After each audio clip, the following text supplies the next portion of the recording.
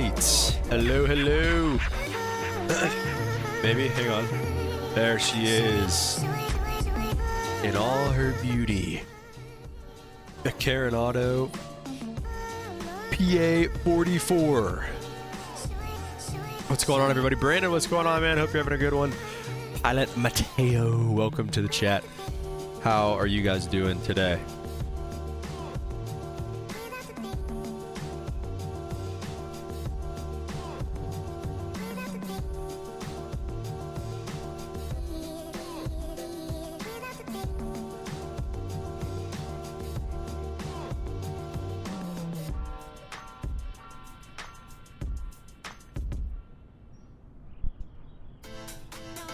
Okay, so I have a couple questions, first of all, just about this airplane in general. Doing good, man, doing good. Hope you guys are doing well. First of all, what can and can't you open on this airplane? Can you open the door at all? Kind of thought you could, but that's okay. Doing well, doing well. I flew today. I got my schedule today as well for November, so you can open the door. Look at this. I got my November schedule today, so we can maybe go over that tonight. Yeah, guys, welcome to the Seminole cockpit tonight. Looks a little different than what we're used to seeing around here, but you know, I've had this plane for a little bit. Oh, Brandon, oh, okay, all right, you're starting your multi-training soon. Nice. Are you going to be in a Seminole? Do you know?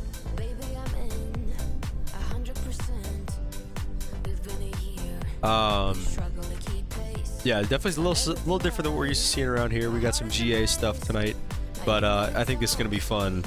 And we're not going to waste too much time because we have a lot to cover, and we got a lot to do. So I know the title of this video says the Jackson Hole to Yellowstone. That's the flight we're going to do. That's the cross country that we're going to do. First, we are on the ground here in Beaver County, which is where I'll be taking my check ride out of, and where we're going to be doing all of our maneuvers and everything today. So we are going to, let's open a little window there too, why not? It's beautiful today. So we're going to start here in Beaver, and then we'll kind of take a quick little intermission and then roll over to Jackson Hole. Brady says most likely a Seminole, yeah, either that or a Technum. Dude, Technum, that'd be freaking sick, dude. That would be really, really cool. Technums are pretty sweet, but Seminole's all right too. So we'll make do. And you know what? I was messing around with this thing a little bit yesterday, and I think I was a little harsh on this airplane whenever I first got it. I've had this plane for a good bit, for at least a few months as I've been doing my multi-training, and I flew it like one time and like I hated it. But I was flying around yesterday, got the autopilot working, and honestly, it got me pretty excited to do this flight today. So we are going to have a good time with this. Like I said, we're going to start off here in Beaver. We're going to run through pretty much everything on the check ride. My instructor, before I left my last flight lesson, loaded me up with all these forms, with all the performance stuff. So we've got all of our numbers. This is going to be as realistic as possible today. I've got the checklist with me, so we're going to run through. We're going to go down to the run-up pad and do the run-up checklist and everything. And actually, we need to make sure that we are all sorted with our weight and balance. Just thought about that. So I said we were going to take how much fuel? Where's this weight and balance at? 390 pounds, which I think was like 70 gallons, something like that. Let me see. What's 70 times 6? 420. Was it 65 times 6? It was 65 aside. So, or 65 then divided by 2 is 32 and a half per side.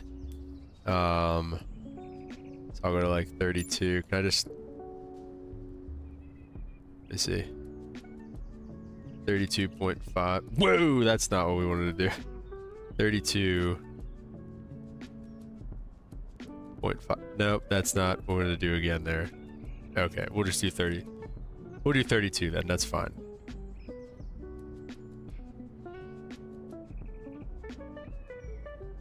Okay, sure, fine. Okay, pilot, I'm about 200. I weigh about 210, not 2100. Forward passenger, let's say he weighs about 200. I said he, let's see, actually let's leave him 190. Is this a math vid, Mateo? No, this isn't necessarily a math vid. Aft passengers, what did I have this for? I think they said they weighed 180 each, so we're gonna go. And this is, by the way, all these numbers are coming from the things that my examiner sent me. So my examiner sent me the scenario and the flight plan and everything like that, and all the stuff that we're gonna be messing around with here today. And the aft station, I think it was like, yeah, 70, actually, that's perfect right there. So 3715 is the current weight right now. That's pretty close. I had 3769, so that's pretty freaking close. Yeah, max takeoff weight's 3816, so that's perfect there. Okay. Everything looks good. We're all loaded up, as we should be. Yeah, we're kind of going to jump right into things here and probably kill the music for a minute just so we can kind of lock in a little bit and not do anything too stupid, hopefully. So we will start here with the checklist, passenger briefing. You guys have been briefed. You know what, actually, I probably should do a safety briefing, so I'll have to go on the check ride. Shoot. Well, I know how to do one for flying, but I forget how to do the check ride one. That's alright, we'll figure that out later. We won't do a passenger briefing right now. Avionics are off and everything like that clearly here. Radio master, I believe, is that one right there. Woo! This one right here, that's off. Prop sync, we don't have it. Carb heat is off. They're in the up position. You just hit your TD, Mateo? What does that mean? Cow flaps are open. We should open those up. There you go. Cow flaps are open. And then we'll go into the fuel selectors and whatnot. So let's go, yeah, let's go down here real quick and make sure the fuel selectors are on. Which they're not. So we're going to go ahead and throw those up there, and we'll shut the door here as well. That would shut, and then this would also shut up there. Brandon says, any gotchas the examiner gave you in the scenario are pretty straightforward. It seems, oh, okay, Mateo, top of his head. I see what you're saying. It seems pretty straightforward. He's a pretty straightforward guy. I took him for my commercial check ride, and he flies for United, so he's like he's just a really cool dude. He's a good dude and very fair. So I don't think there's really going to be too many like actual gotchas. So let's go with the battery and alternators on. We'll get the master switches on, and with that said, we'll start up engine number 1 first. We'll go ahead and send the mixture to full rich, crack the throttle just a little bit, get the left fuel pump on, the left mags on. Prime the left engine a little bit. 3, 2, 1, and bump the starter. There we go. Back down to about 1,000 RPMs. Same thing with the right engine. Right mixture. Crack that throttle a little bit. Fuel pump. Mags and prime it. 3, 2, 1, and start it. There we go. We got 2 engines coming to life. And we'll go radio master on. Normally we'd have to flick that, but we don't right now. We're not going to use the autopilot for this. So we'll leave all that stuff off for now. Let me see.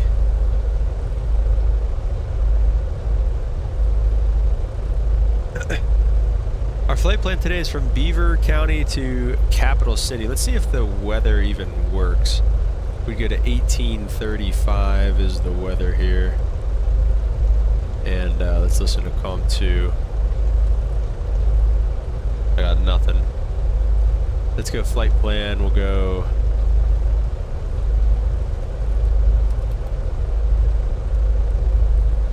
Bravo Victor... India.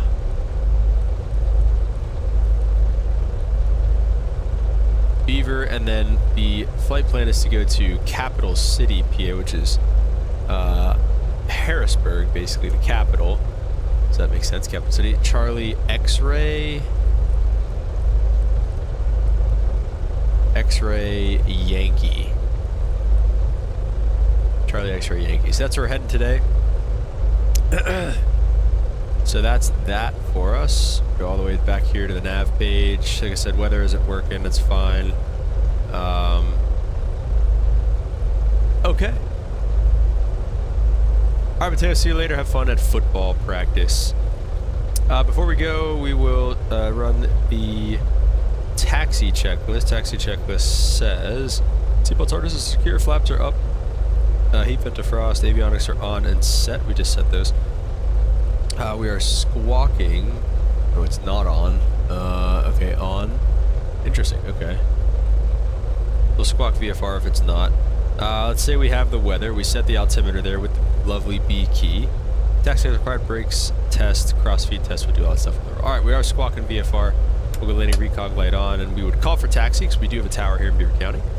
But we're not going to today. We're just going to go ahead and start the roll, and we can go fuel pumps off for the taxi as well. Disengage the parking brake, and we'll make a left turn out of here. I believe the wind was 310, pretty much right.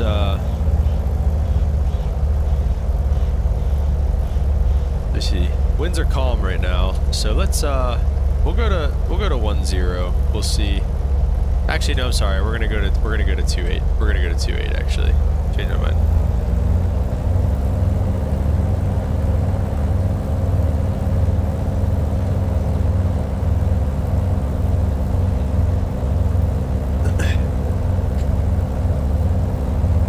Like I said, we'll try to do this pretty much here as real as possible, as realistic as possible.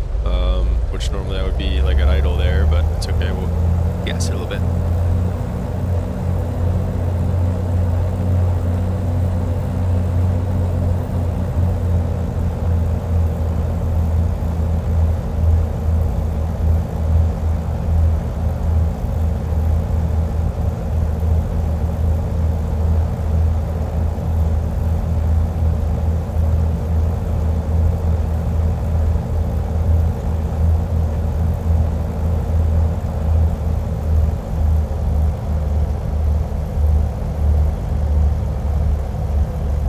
Obviously, with this being the sim, we'll be able to do some things that the examiner will not be able to do pulling to the run-up pad here.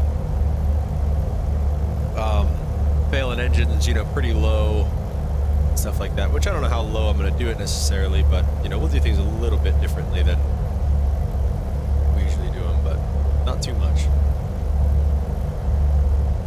Alright, the worst part of flying the Seminole, my opinion, is this freaking run-up. I hate this run-up. But you gotta do what you gotta do. Okay. Pull the park brake. Let's move to the run-up checklist. Brakes are set. Electrum autopilot actually is working. It normally doesn't work on our plane, but we have it. Autopilot is off. We're not gonna do it. Flight control check. Pretty full. Instruments. Airspeed indicators 0, attitude indicators in 5 degrees, 5 minutes after engine start, altimeters at 75 feet. Whoa. Wings to level ball center, that matches because that's electric. That's our 0 for today. Mixtures are best power, and then bring it up to 1500 RPMs. We're going to start with a cross-feed test. So this is really annoying to do in the real airplane because there is... these fuel selectors don't just like drop into this like off D10 right here in the middle. You have to like balance it and find it perfectly. So basically what's going to happen, we're going to move this to the off. The left fuel pressure.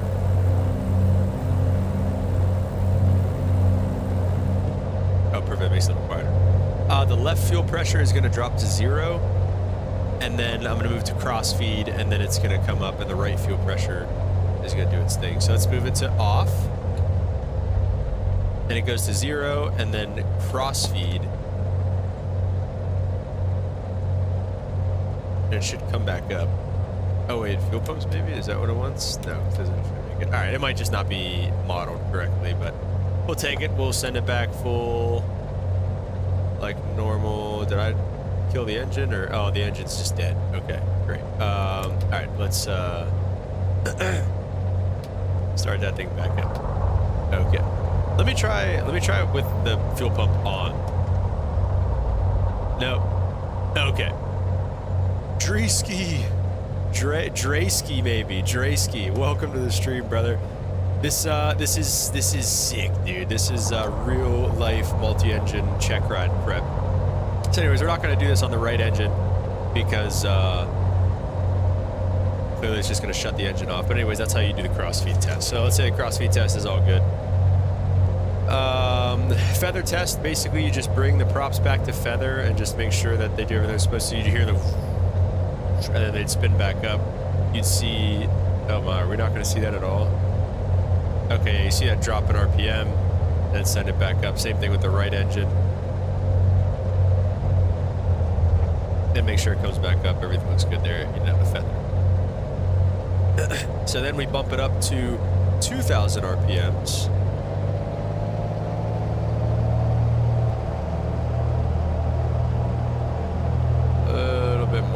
There we go, 2,000 RPMs, and we will start with the prop cycle. So kind of the same thing, except you don't go all the way to feather.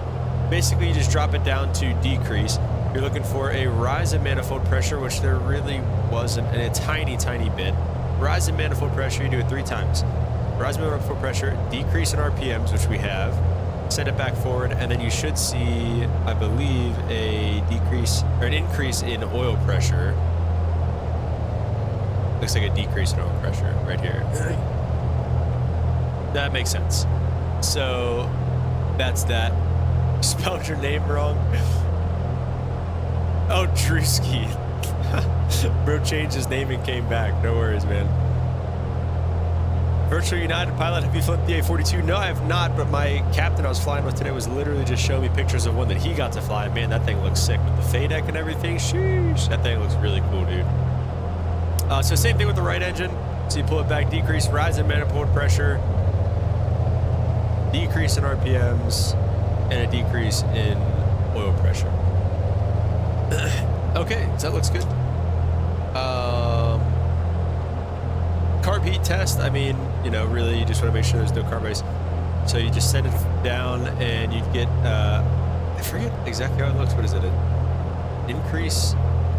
Then you get a decrease in RPMs and it steadily comes back up, and if you have carb ice, it'll like run rough or something like that and stay down. I've never had carb ice, I'm not gonna lie, so. Alright, that's the carb heat test. The vacuum, you would, where's the vacuum at? It's usually right here. Is there no vacuum or am I just stupid? Okay, no vacuum test. Normally you just wanna make sure there's like 2 plugs to make sure that it's working. You just want to make sure it's working. Mr. Reed, what's up? Welcome to the stream. Hope you're doing well. Okay. So that is that's the vacuum. Amps, volts. This one's actually kind of a cool one. So since it has 2 alternators, you can shut the left alternator off and it'll drop to 0, and the right one will pick it up. That looks like that's modeled correctly. Same thing with the right alternator, drops to 0. Left alternator picks it up. And actually, really, you'd want to load everything up first. So you'd want to like throw the recog lights, come over here, and throw the heats on and everything, so that way you can have like the most draw on them and it's the most like obvious. So that's just a little something for you there. Okay, so that's that. Amps, volts look good, alternators look good, oil pressure, oil temperature is in the green. And annunciator lights, there are none currently, and they're in the right order and everything like that, so we look good there. And we can bring these back to idle. Actually, wait, no, we have to do the, I'm sorry. We have to do the governor check, which is as follows. Drewski, right after this, we're going to go, right now we're just going to stay around Beaver and do the check ride maneuvers. And then after this, we're gonna take this thing on just a nice little cross country from Jackson Hole to Yellowstone, so it should be super scenic. So definitely looking forward to that. The prop governor test, I always forget how this goes. The governor check, you put the props forward at 220 RPM, and then bring them back to 1900. So bring the left engine back to 1900 here, and the right engine as well. Put them at 1900, and then what should happen here is you should be able to bump the throttles forward, and then they'll come back down because the governor will catch them. And obviously it doesn't really work like that, but oh, it actually, just kidding, it did work. Look at that. It dropped and then it came back, and then you put it forward and it'll rise and then come back. So that's how you do the governor check, make sure that it's working. So send those back full forward, and that is how that is done. I believe that is the run-up checklist complete. So we'll bring these back to 1,000 RPMs. Pre-takeoff checklist flaps are at 0. We don't take off with flaps here. In the Seminole usually, at least at our school. Props are high RPM, we just did that. Mixtures are full rich. Fuel pumps are on. Heading into compass matches, doors, windows are shut, pitot heat not required, squawking 1200, landing light coming on, strobes on time, no brakes release. Okay, here's another thing. The takeoff briefing is a little bit different in the Seminole. So, in case of an emergency on the runway, we'll go idle, brakes, bring the plane to a stop. Just after rotation, if we have enough runway left, we'll leave the gear down and put it go idle and put it right back down on the runway. Hang on.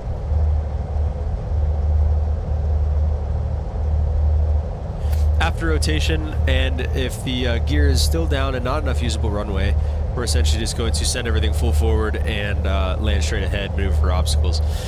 Anything after rotation and the gear is up or in transit, we're going to leave it up, send everything full forward, run the drill, pitch for the horizon, and try to climb out at our blue line speed. So that's how you do a takeoff briefing for the Seminole. And then you also want to go into your accelerate stop distance and whatnot, because if you pop an engine at rotation speed, do you have enough room to stop? And the answer to that question is yes. We have about a 4,500 foot runway here in Beaver. Our takeoff, our landing distance with our weight and everything I actually calculated is 2,800. So your accelerate stop distance is essentially your V1 speed, kind of. So in a piston, it's the speed, the accelerate stop distance is the runway length used that it takes to accelerate to your rotation speed, suffer an engine failure, and come to a complete stop on the runway. So we have a 2,800 foot accelerate stop distance. We have 4,500 foot runway, so we're all good there. Virtual Pilot says, or Virtual United Pilot said, let's see. DA42 so much fun to fly. I fly the Cows DA42. It's so simple and easy to fly.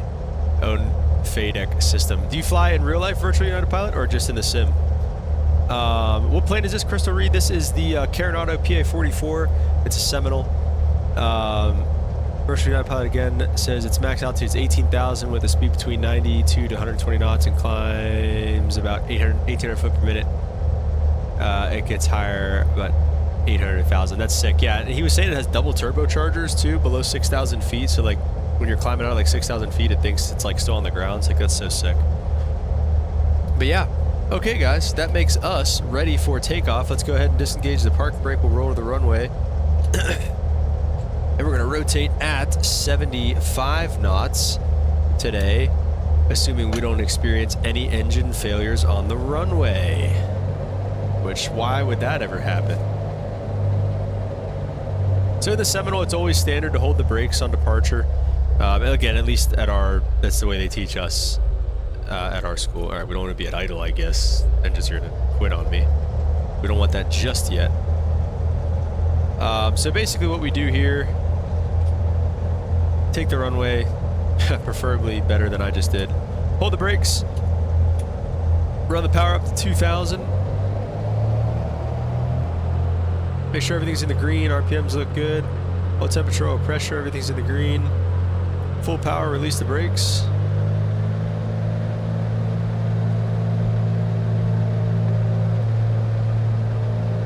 Airspeed's alive, and let's say the left engine just failed. We basically go brakes and idle, and now, having had that happen to me once, it's a lot more of a violent yaw to the left. So all you want to do basically is grab that right throttle, bring them back to idle, get on the brakes, and in all reality, you'd get off the runway. But we're not going to do that here. We're going to send the throttles back full forward.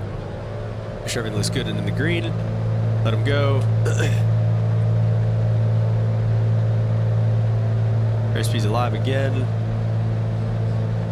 So that's how you handle a engine failure on the runway. 60 knots, 70, 75 rotate. Let's do it. Got a positive rate of climb, not enough usable runway left. Gears coming up. And as the gear comes up in transit, you have the gear warning light to make sure, because it says, hey, the gear's not where I think it should be. So it's going to let you know about it. Until 500 feet, you're climbing out at 88 knots, so we're a little bit fast, so we can get that nose up for that. And then here comes 500 feet. We can go right turn to about a heading of 060, which I did not bug while we were on the ground. But that's where we usually head for our training. So now that we're past 500 feet, we can go back to, well, there's 1,000 feet as well. So we'll go, bring the throttles back to 25. Oh, hang on. Pitching for 105 on the airspeed. Throttles back to 25 on the manifold pressure, and then props back to 25 on the manifold pressure, or on the RPMs, I'm sorry. So we call this 25 squared because you're 25 on the manifold pressure, 25 on the props. So we're coming through 3,000, so we'll also get our landing lights and recog lights off. We're good there. Like I said, shooting for 105 in the climb, and we're looking for about 5,500 feet here initially. W takeoff, thank you, Drewski, appreciate it. Whoa, a little bumpy here or something. Virtual United Pod says, "Fortunate just in the sim, we work on planes as a mechanic." Oh, sick.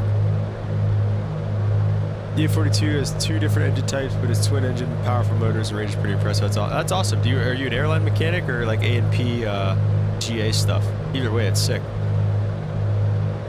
As you climb, you got to keep increasing the throttle because your manifold pressure drops as you climb, just like the air pressure drops as you climb. So that's kind of what it's doing. Okay, this turbulence is really annoying, I'm not gonna lie. So we get to about 5,000. We won't do the whole drill here. We'll get to about 5,000 and do what we need to do. We'll back everything up with the climb checklist. 105 throttles, cow flaps are as required, and then the fuel pumps can come off, and that'll stabilize down there. It looks good. And let's see what else. Cow flaps, instruments are where you correctly tax, then they come off. And then whenever we get to cruise at 5,000, we'll bring it back to 24 squared. So let's get to 5,000.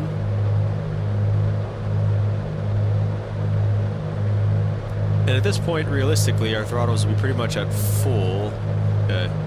Basically, like anytime I touch the trim, it just goes crazy on me. So bring it back to like 24 on the throttles, on the manifold pressure, and the RPMs back to 24 as well. So now we're at 24 squared, and we can run the cruise checklist. Throttles, props, mixtures, fuel pumps are off. Cow flaps they can come open, I guess, really. It doesn't really matter. Or they can come closed in this. So yeah, like I said, we're trying to hold this altitude. We might as well go up to 5,500 at this point. We're just still climbing, so it's fine. Virtual United Pod says, "I'm a mechanic in the Air Force. Work on the F-16, fully qualified, and can operate the. You're leaving me in suspense." Come on. That's so sick, though. Can you operate the F-16 to do engine runs? What? That's so sick. Can you taxi him or no? All right, so let's say we did our clearing turns and everything like that. We're all good to go there. We really got to stop this thing from climbing on us here. Pretty much do everything but taxi out and fly. Oh, dude, that's so sick. How long have you been in the Air Force?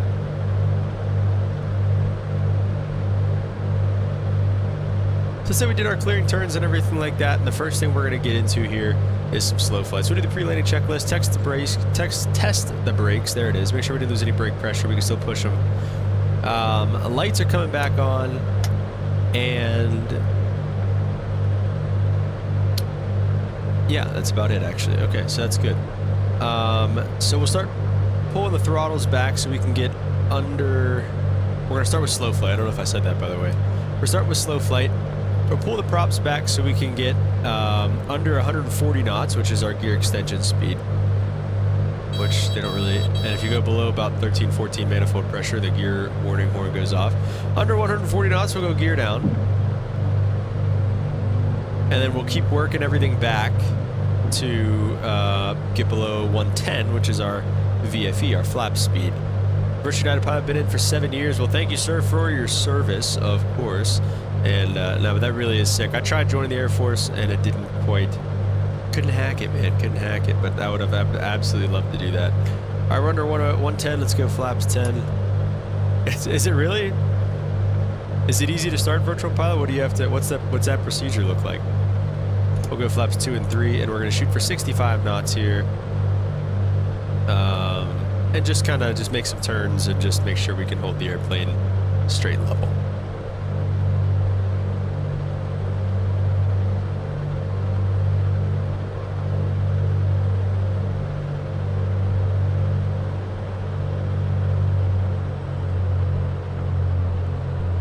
And we're under 100 knots, so we'll go ahead and send the props full forward. So obviously you want to be holding your altitude. I'm not going to be too picky on that stuff tonight because the simulator is always harder to do it. But it is something that I should be keeping an eye on.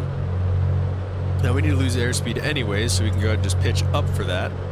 And hopefully get some climb back. We'll put a little bit of throttle in. So we're shooting for about 65 knots here. Realistically, I believe you have plus or minus 50 feet on the altitude, which we just went about 200 feet, so we would have failed the check ride right now. Plus or minus 50 feet and plus or minus 5 knots on the airspeed, I believe, is what it is. So let's get some power back in there so we can hold this altitude and hopefully hold this airspeed. Doesn't look like it wants to really cooperate here, so we'll just get that nose trim up and, like I said, try to keep it right around about 65 knots. And we'll just make a couple turns. Do a landing stall. And then a takeoff stall.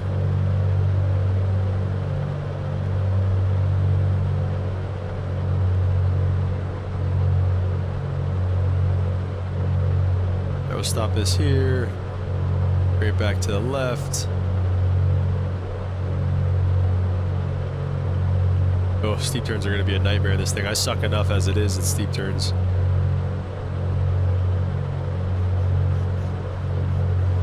Alright, that stuff all looks good. Now we'll do a landing stall. So basically that's going to look, we're going to go power to idle, establish a 500 foot per minute descent, stall the airplane, stall, recover, full power, flaps 1 immediately, then gear flap, and then gear flap. So we'll go power to idle, establish a 500 foot per minute descent, install the airplane. Hopefully it's recoverable. 60 knots. The stall, nose over, full power, flap 1 immediately. Then find our 88 knots. 2 positive rates, gears coming up. 2 positive rates, flaps coming up.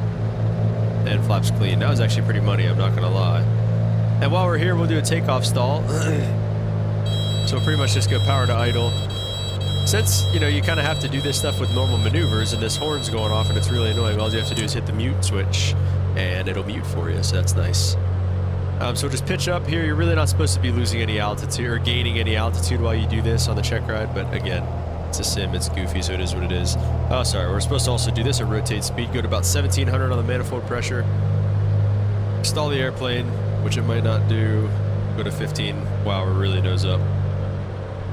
We won't put like any power in, we'll just stall, full power, and then nose to the horizon, pretty much. Whatever you can, you know, muster up to get a climb rate and a positive rate of airspeed is what you're looking for on a stall, really. So, all right, so that's that. So at 6,500 feet, then we'll level this back off, pull the power back a little bit, and set up for some steep turns, I think, is what we're gonna do. So I'm gonna bring this throttles back. We'll get the props back to about 2,400 here as well, I think. 24, 25 for the steep turns, and you're looking for about 110 knots, which we're actually pretty much right at right now. So we'll go to the left. We'll go to the right first. Rolling it, bumping in a little bit of power, no more than 21. Keep the roll coming. Crazy climb rate right now for some reason. Unless I'm really gonna have to watch that. We're correcting. Let it come a little bit low for that.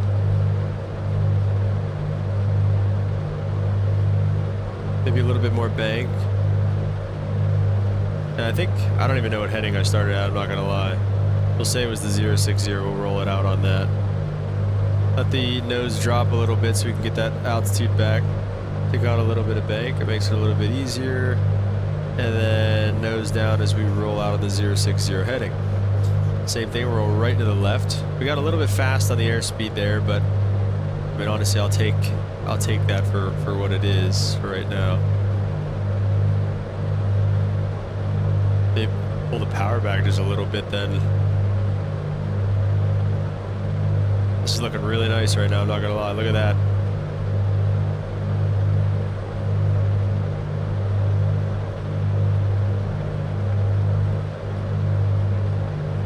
These ones to the left are money, I'm not gonna lie here.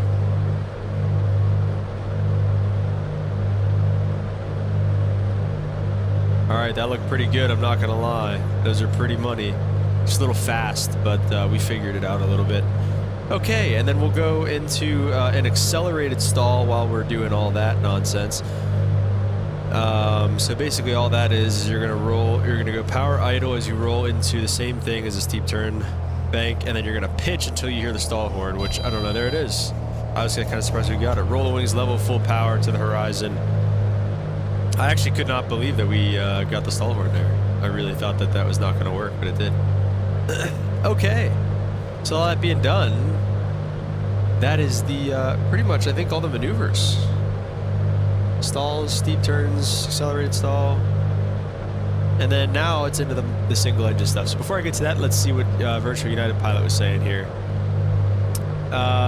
Literally battery main power, anti-skid, park and brake.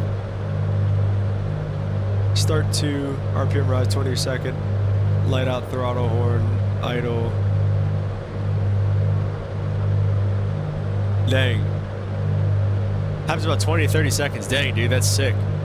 Barely start the Caravan engine that quick, man. No, that's really cool. While we were talking, we just lost an engine.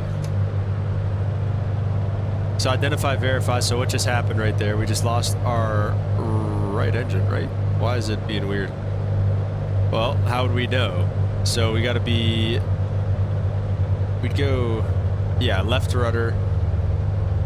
And we're going to try to hold essentially the heading that we're on right now. So we'll try to hold that 015 heading. Everything full forward, props, throttles, everything full forward to see what we got. So now what's happening? Now, because of the rudder that's being needed to counteract the yaw motion here, we're going to try to hold our 88 knots as well, or hold altitude. If we can hold altitude at our 88 knots, that's great. So, and be fast at 88 knots, that's great. So anyways, we're going to try to hold this heading. I'll try to bug it real quick. So you go everything full forward, flaps up, gears up, and now what? Now we're trying to maintain directional control. Currently I have my left rudder in, my right foot is dead.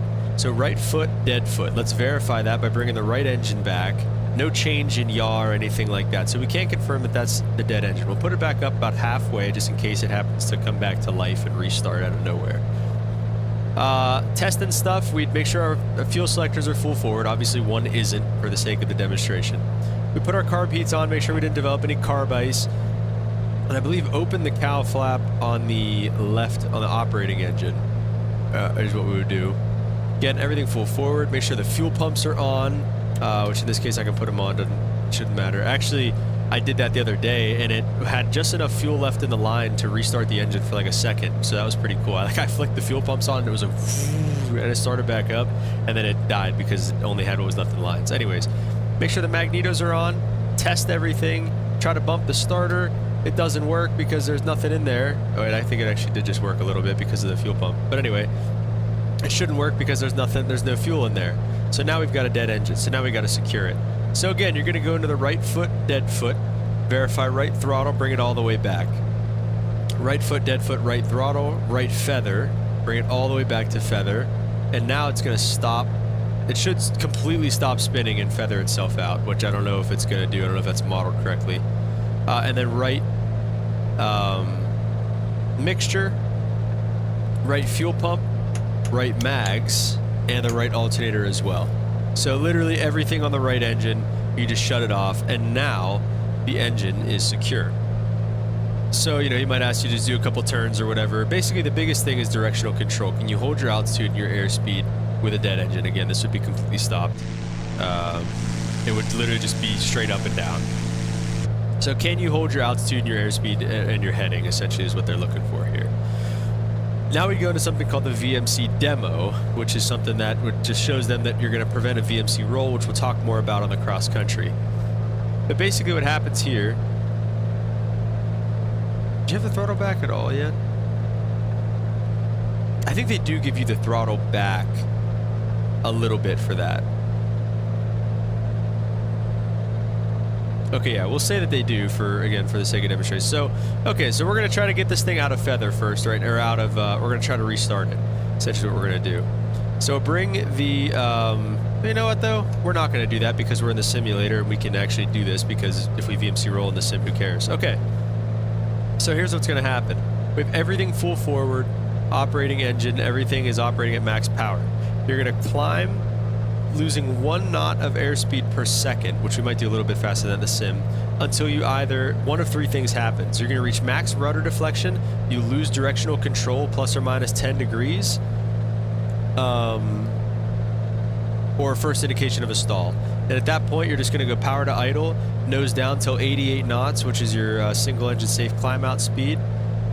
So there you go. It's trying to roll to that engine. First indication of a stall, power to idle, let the nose come down. You can do it pretty violently because you're going to VMC roll it if you don't. Let the rudder out so that you're not uncoordinated. And now you're going to recover on that single engine as well at about 88 knots once you're away from the VMC roll.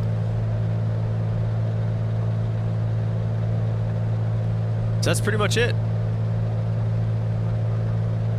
And then you're climbing back out at 88 knots, which I went through a little bit there. So now all we're going to do is we're going to get this engine restarted. So we'll go fuel selectors on. Carb heats can come off. Mixture, prop, throttle, bring it up like half. And then we're going to go fuel pump on, mags on, and it might restart on its own, which it literally just did. And we go the alternator back on as well. And now it can start sharing the load. And usually we leave it down so we can let it cool back or heat back up. But again, we're in the sim, so we won't really mess around with that too much. So that's it, guys. That's pretty much the multi-engine maneuvers. That should unmute itself, but it is what it is. And I have no idea where we are, so we're going to start heading back towards Beaver.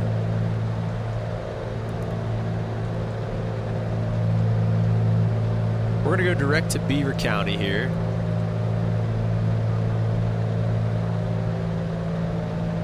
This is actually right. What heading is it? Oh wait, it's this way. Desired track's 289. That's 270. So 289 would be like somewhere in there. Okay, let's do it. And let's say we'll do an emergency descent. So let's say we have like an engine fire on the left side. You want to turn away from the bad engine. So we'll go idle, below 140, gears coming down, cow flaps are coming open. And then basically you're going to look for 120 knots in the descent and 45 degrees of bank. So this is how we're going to get down to our 3,000 feet so we can shoot this approach coming back into Beaver. We'll shoot it single engine. So like I said, 120 knots, 45 degrees of bank, into the good engine.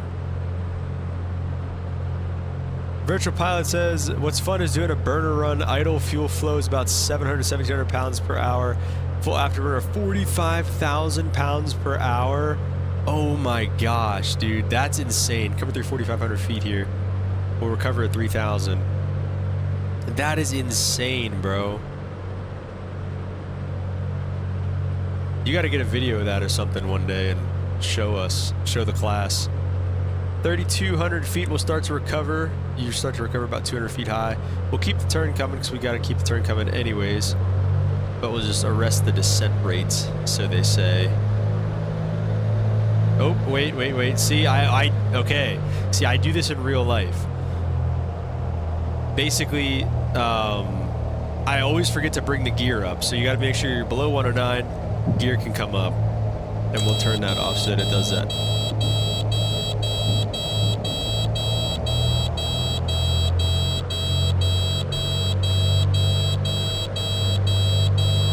Oh, we just got more throttle in there. Okay. There you go. You actually just witnessed me do something that's stupid that I do in real life too. Okay, so I lied a little bit. We are going to use the autopilot a little bit for this just because I don't want to... It's annoying to fly this thing sometimes. We'll go autopilot on. Let's go nav mode, and then we'll go vertical speed down until we capture.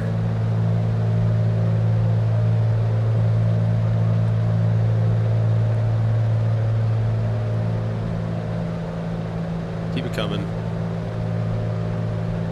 And then we'll click altitude as soon as we hit 3,000 and leave it there. There you go, altitude. Okay, and then we'll set our cruise power settings of 24 squared. So we'll go there and then bring the props back to 24 squared, which autopilot looks like it's having a hard time keeping up with. I do have a Discord. Link should be in the description. Virtual Pilot, let me know if something doesn't work. Cruise checklist, we can turn those off. Cow flaps are open. We can close them in the cruise. And lights can come off there as well. Okay, so now we're all set up. We're going back to Beaver. We're going to do an approach. We're going to do a single engine approach to a go-around also. Actually, we'll take vectors for the RNAV runway 28. And we're going to activate this approach as well. And if it snaps onto the heading bug, I want to just bug it up real quick in case it does that. To activate that. It didn't, but I want to do heading mode anyway. So, okay, so we'll close the flight plan and just see where we're at. Okay, we're going the right direction. We're just super far from Zillid. So let's say he gives us a 300 heading for now, and we're basically just on our way back to Beaver to shoot a single engine approach, which actually, I mean, we can... Let's actually do it to Butler.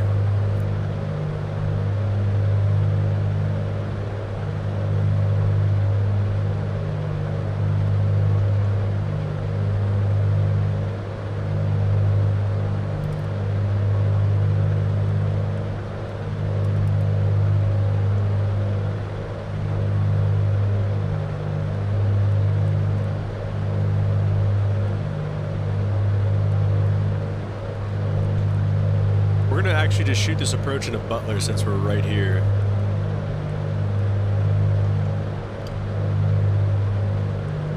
So let's go direct to Butler. We'll go back to nav mode. We'll go procedure. Select approach, the ILS 8 going into Butler. And again, we'll go with vectors, and we'll just load the approach for now, so it doesn't freak out on me and try to do whatever it did last time.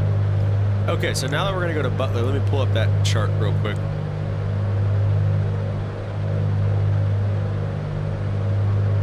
Approach the ILS runway 18 into Butler. Oh, we're like coming through the final approach course right now. I did not realize that. Okay, let's do this then. Let me go heading mode, and let's kind of get going outbound a little bit. Sugop's going to be at 3,000. 111.5 is set. Our final approach course is going to be 080, so we'll go ahead and set that up as well. 080 is right about there. We'll set up 080 on the final approach course. 3,000 minutes or 1497 with a three-quarters of a mile visibility. So we'll start here. We're going to activate vectors to final on this approach. So there we go. Perfect. Now that's looking a little bit cleaner for us. So we'll take 300 on the way for now. And we're just going to shoot this ILS 8 into Butler.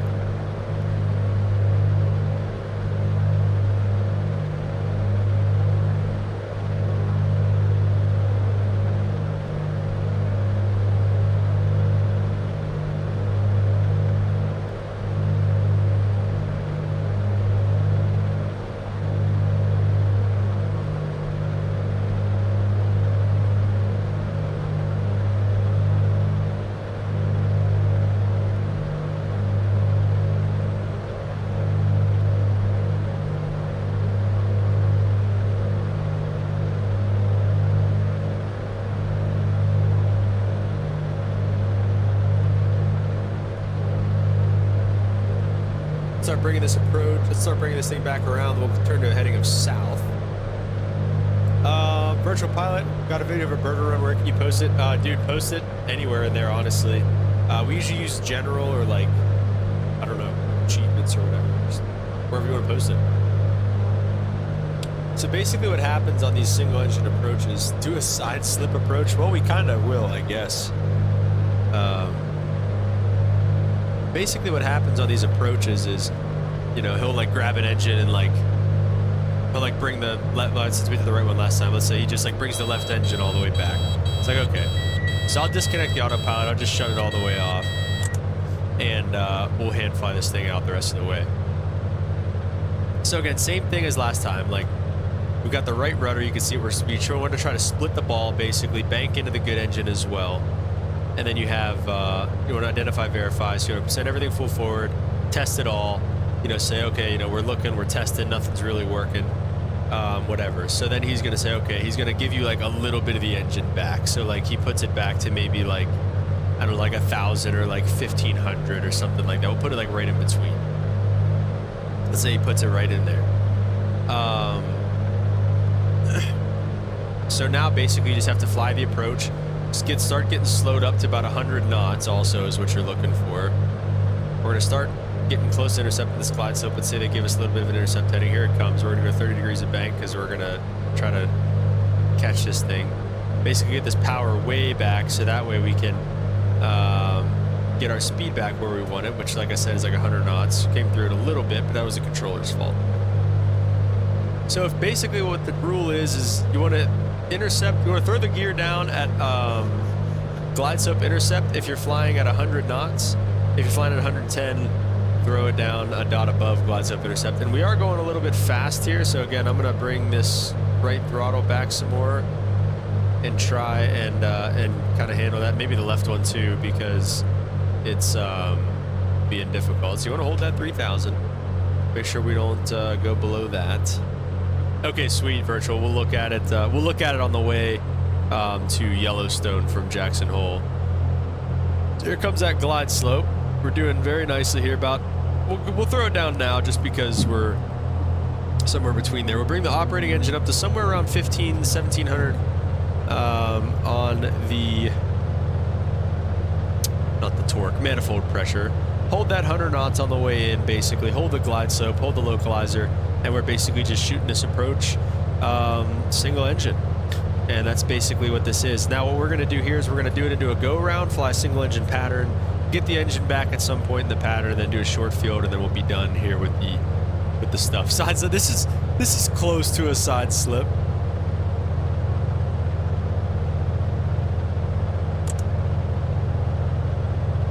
I'm surprised the horn isn't going off, honestly, right now.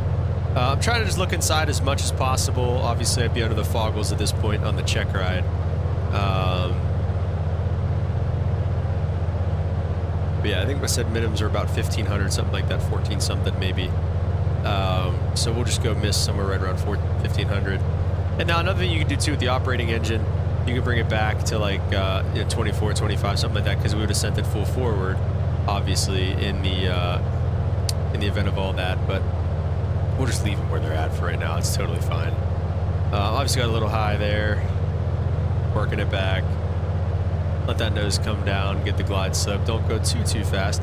Also, the other thing is you don't want to do any flaps until you fully have the runway made. And we land at most with flaps 2. So we'll go only flaps 1 for this approach, basically, is what we're going to do. And we'll go from there. So let's get that glide slope back. Little left, of course.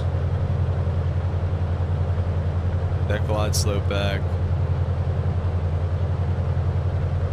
Here it comes. Start reintroducing that right engine.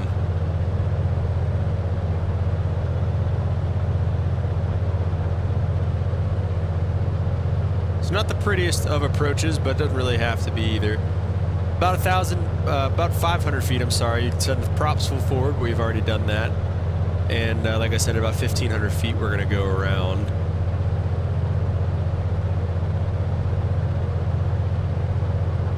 And with that being said, 1,500 feet, let's go around. We'll go full power. Same thing, you're gonna need a little more extra bank and ball into that, just kind of tracking the localizer. Pitching up for that 88 knots, positive rates, gears coming up. Like I said, looking for that 88 knots. Gears up, but the power is doing its thing because of that. Or no, I'm sorry, because of the flap. And now because of the power. We're still going to have the left engine back for the sake of the single engine pattern for now. About 2250 is the traffic pattern altitude, so we'll go ahead and climb up to that. And then we'll make left traffic for runway 8, do a short field, and then we'll head out to Jackson Hole like we promised. Kind of same thing. I mean, you can do whatever speeds you want in the pattern, really. I mean, obviously, if there's a lot of people and stuff like that, you want to try to not, you know, be chasing down all the 172s and stuff like that. But it is what it is. We'll turn crosswind here. Being very careful because the left engines are an op engine right now.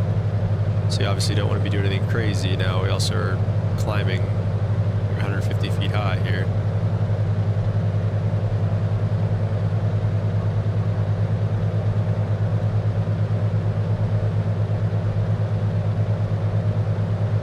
I would do a side slip approach just for fun in the 42. They are definitely fun. They're definitely fun. I would say this is our crosswind leg here. Nobody coming to the pattern. Let's go ahead and turn downwind. Again, being pretty careful. I really want to try to keep stuff at like standard rate. Obviously, again, we're ripping it a little hard because we're in the sim, but it is what it is. Turn to about a west heading, more or less.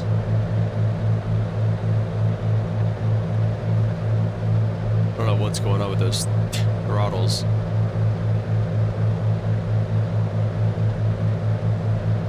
Left turn with left engine out, madman. Hey man, you gotta do what you gotta do sometimes. You just gotta be careful about it.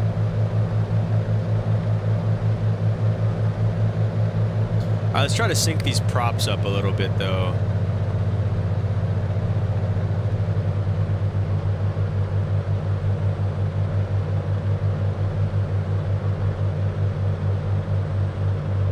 There we go. That's a little easier on the ears, huh? Holy moly. Alright, so we're about to beam our landing point. We're under 140 knots. Let's go ahead and go gear down.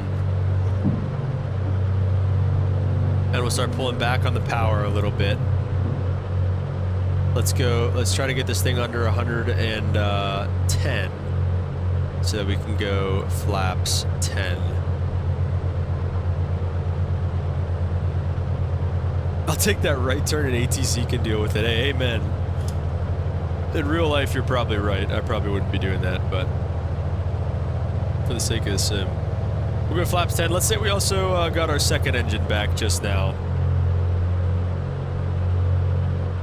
So lucky us, in the base leg, we got our left engine back. Now we're going to be careful because we got a little bit low. Let's go flaps 2. And now we're shooting for about 90 knots here in the base for the short field. We've got gear down. 3 green, no red, and there is actually a little mirror right here so you can see your nose gear. Obviously you can't, it's the sim. But yeah. So anyways, we're going to keep this base turn coming because that was not a very good one. And we're low. Terrible. Terrible pilot. So get some juice in there, like I said. Holding right around 90 knots. I mean, honestly, our airspeed looks pretty good for right now. Holding about 90 knots, and then you want to be about 75 knots on short finals. So we'll go ahead and start rolling into this turn here, get our last notch of flaps, and we're aiming for the first center line stripe after the numbers is what we're looking for here.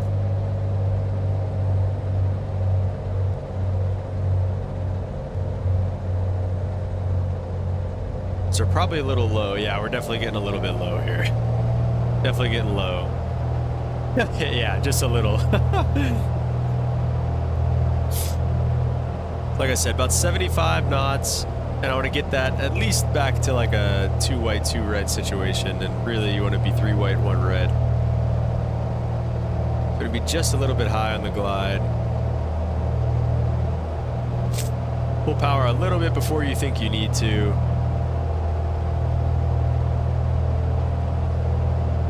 Keep it coming down. Not too fast here, just nice and easy. We'll go power to idle now. I'm gonna be long here, I can already tell you that. Actually, it'll be pretty freaking close. Maybe a second one. We'll take the second center line stripe. Not too shabby right there. And then we bring the plane to a stop after the flight from hell, with everything failing on us. So that is pretty much that, guys. That's pretty much the multi-engine check ride right there. Definitely failed it if we were going off of the true ACS standards. So yeah, we didn't even run through our pre-landing checklist and anything like that. But we were swamped, so single pilot crew, right? All right. Anyways, guys, that is going to do it for the first portion of our video here. We can just park it real quick and get it shut down. We'll park it for the boys by the fuel pumps. Butter smooth. Hey, yeah, that actually wasn't too bad for a short field landing, huh? It probably wasn't rough enough. I wish they were like that in real life.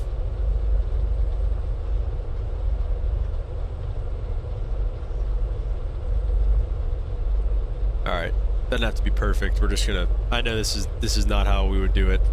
You'd park it parallel, but we're just gonna do that. We'll set the parking brake, and no, we never went props full forward either. See, definitely failed the check ride. All right, bring those mixtures to cut off. We'll get the fuel selectors off, and we'll go mags off. Oh, can you hit them from there? Oh, that's kind of cool. I didn't know that. Fuel pumps are off, lights are off, radio master coming off as well. And that's going to do it. Like I said, just give me a couple minutes here, and we're going to load up in Jackson Hole, Wyoming, I believe. So just give me a couple minutes, and we'll be right back with that.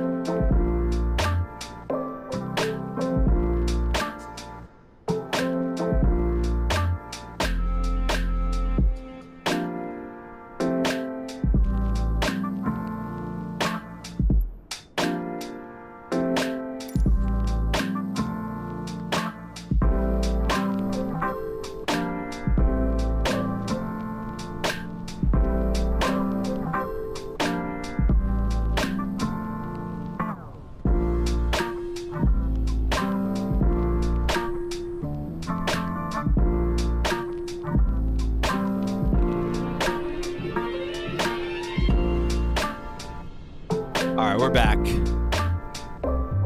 Probably in an environment that is a little too intense for our little Seminole. I didn't really think about this until after I had like thought it up and done it and everything and made the flight plan and all that stuff. Then I was like, okay, wait, maybe this is not a good idea. KYWS, I think it's called. Yeah, it is. And you know what? I'll probably do. We'll do the Seneca just because it's the closest thing.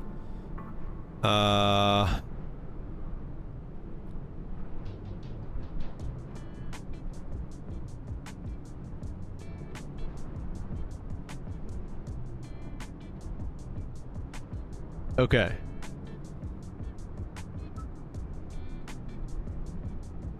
I'd be down to file. I don't know if it's gonna matter or not. There's the thing. Like, what are the? Is there any controllers on up here? Doesn't look like it. SLC. Oh, Wyoming up in Jackson Hole. Nothing really on, anyways. So probably won't file, but we'll take a look and see what they gave us for fuel stuff. Play chicken with the fuel pumps. Yeah, you know.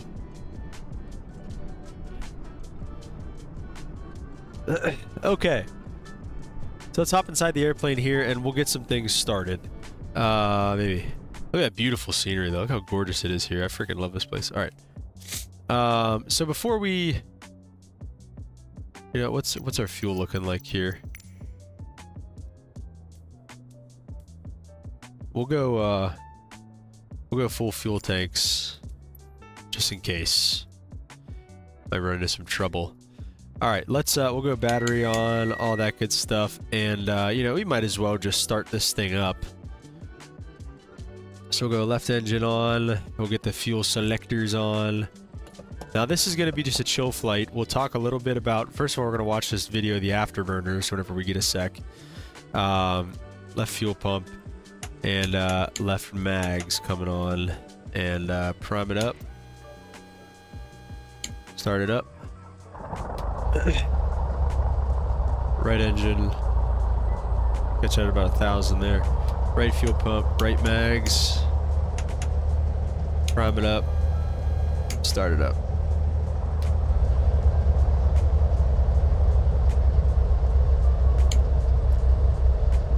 Alright, there we go. That looks good. Oh, we'll hit the B key here. Yeah, I have no idea how this is gonna work. What does it have us cruising at? It has us cruising at 10,000? I mean, we're going to try. It's only 4,000 AGLs, by the way, but we're going to try. No promises there. Can I even do a departure? I'm not sure. We're going to look, because it has us on a departure. Just bought the Jackson Hole scenery. Can't wait to fly there eventually. Oh, dude, that's sick. I didn't even know it had one here, honestly. I'm not going to lie. I shan't be buying any sceneries anytime soon, but... Let me see, is there? No, there's no like, okay, so we'll just start this with KJAC.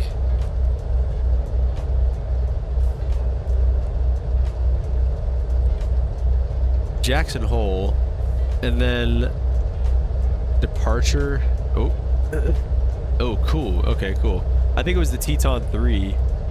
It is the Teton 3. We'll take that. Runway 19er, I guess. What's the weather doing here? 210 and 11, sure. 19er load.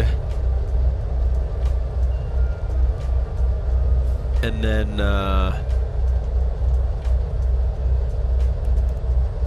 no, stop.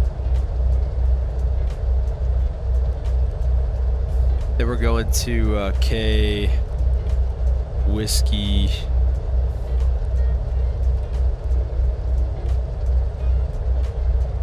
Whoa, what? Come on.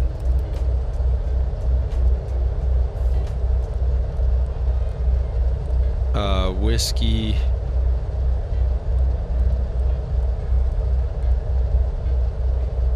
Yankee Sierra.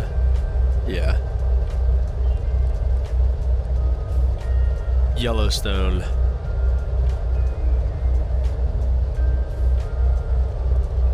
See why? I don't want that there.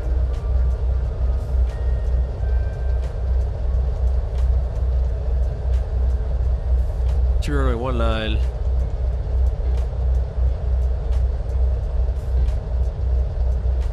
I hate that you can't really like see it though. I thought I want this to be first. I want Jackson Hole to be first. I think it's gonna put this after this though. Oh no, it didn't. Okay. Yeah. All right. So we're good. There we go. That's exactly how I want this to look for right now. It says off of runway 19. Okay, climb to 14,000 via 192 radio to Kinsey.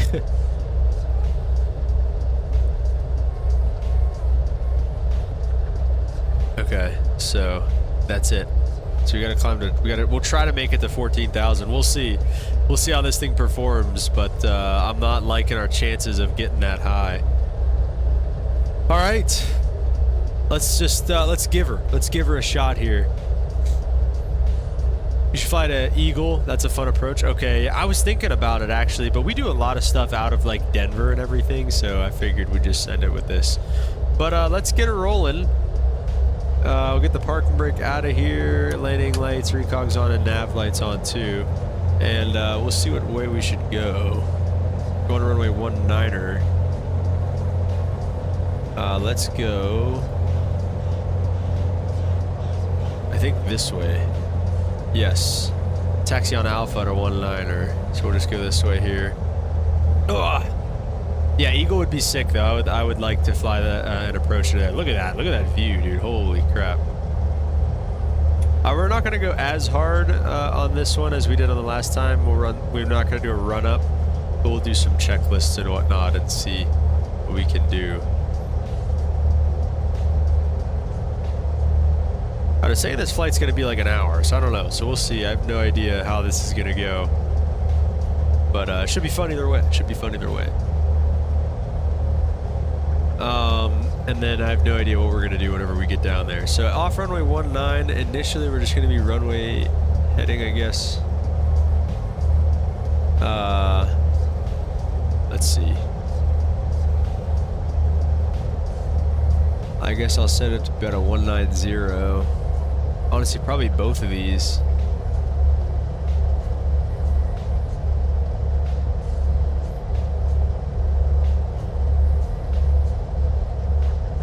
Something like that. And then what's this? 15.4 is the VOR.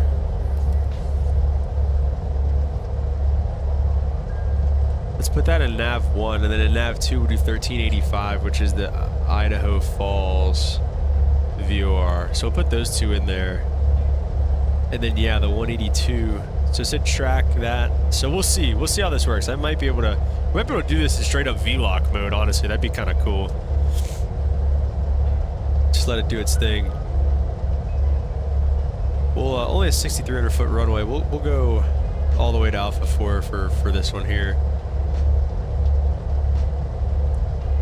DA40 can do it, no problem. Virtual United Pilot says there's a small airport just to the west of Denver. Forgot the name of it. I think it starts with Lake something. Lake something. I don't know. There's like Centennial around there. We can look at it whenever we start cruising a little bit.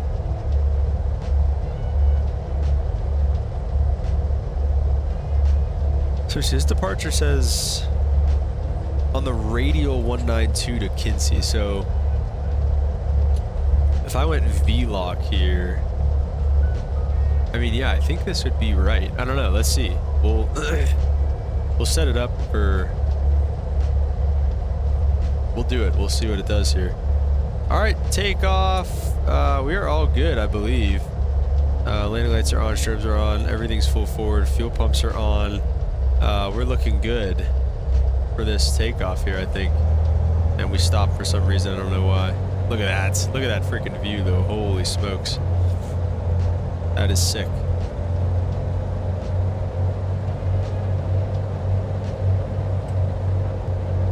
We're probably going to be cruising pretty freaking slow, too, because of the altitude and everything, but we'll make it happen.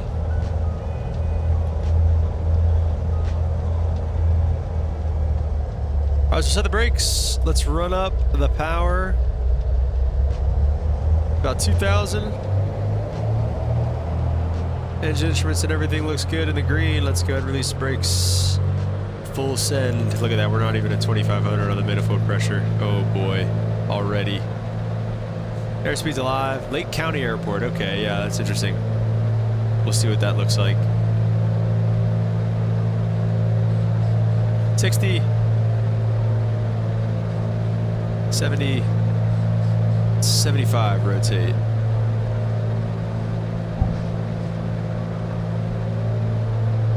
And we'll find our 88 knots here initially.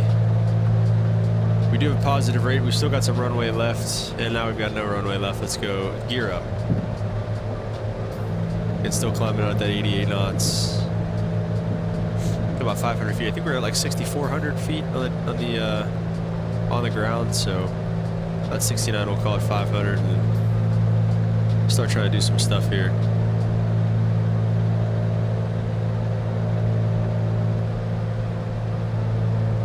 All right, let's do this. Let's go with autopilot coming on. Vertical speed's fine. And then if I go nav mode, is it going to track this course? Is that what it's going to try to do, or where is it going to try to take me here? We'll bring the props back to 25 because the throttles are already there, unfortunately.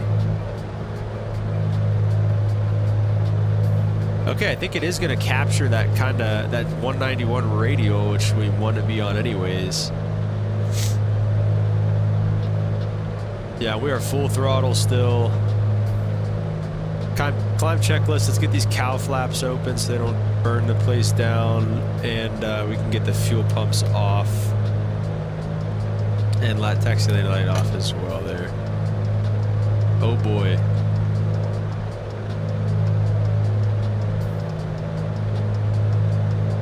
Get about 900 feet per minute right now. I think we are tracking the right way here, so this is looking good so far. 192. That looks to be about 192 there, pretty close. Might be more of like a 190, but we'll take it. Doing this V-lock style.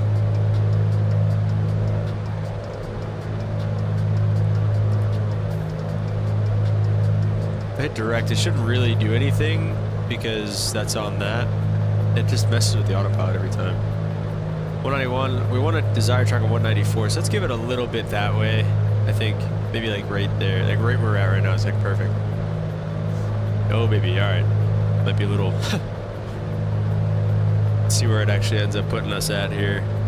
Oh my gosh, we're gonna serpentine until it figures it out, I guess.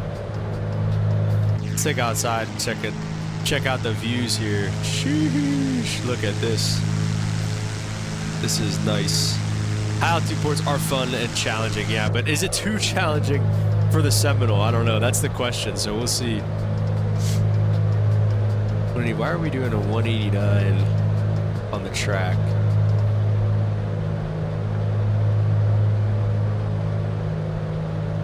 I could probably just go direct to Quincy and just make it a little easier on myself. Just go nav mode, GPS, direct Quincy.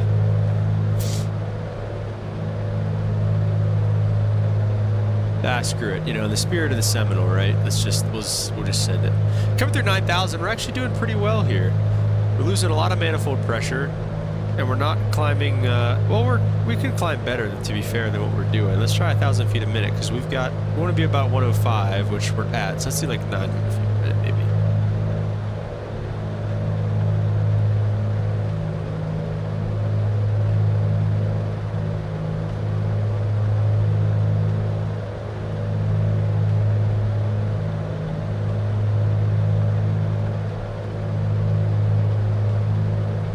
Yeah, once it's at 14,000 at Quincy, I mean, that area's MSA looks like it's like 13.5, so that makes sense. Yeah, starting to climb a little slow, so probably back to like 800 feet a minute here.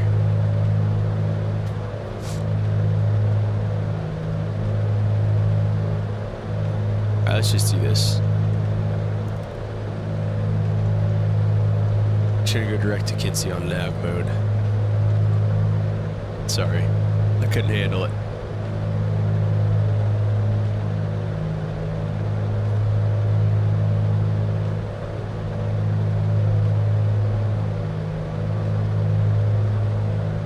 And the flight plan has us going out to that Idaho Falls VOR.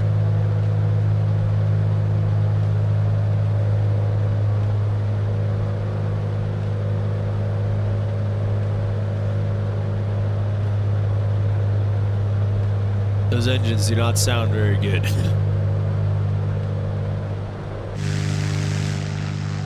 It looks like we might play the game you're never really supposed to play, but we might shoot this little valley right here.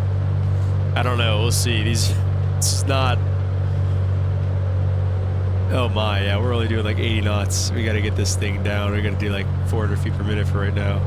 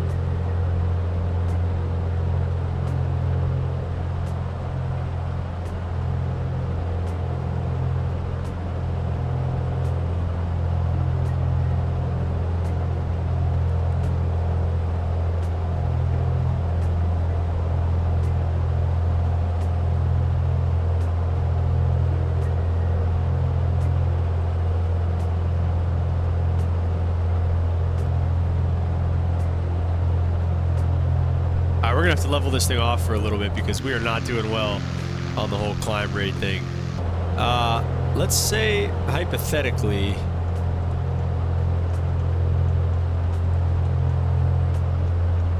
I cut the corner and went direct to Idaho Falls. Puts me on a 265, 250, 265, right around there-ish.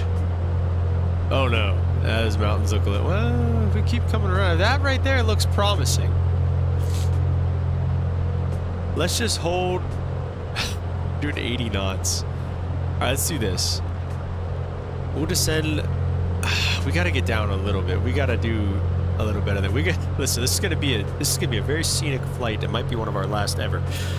This is the biggest ridge right here. Once we get, look at that right there. Once we get past this ridge, we're okay. So I think what we do is we shoot this valley right here and we kind of come over top. Let's just hold what we got right here with the altitude. Okay, 24 squared already somehow made its way down to 23 squared. We're not gonna question it. Honestly, I think I might just go headings through here instead of just going direct to Idaho Falls. Let's go heading mode, and let's try to find a way through here. I think we kind of go right here and then cut right. I don't know if I want to go right across this, but if we can just get around this ridge, we're gonna be fine. And we can descend a little bit down for Yellowstone, and we could probably just go direct to the field after that. So, but we got to be doing a little. We're doing 95 knots right now here in the cruise.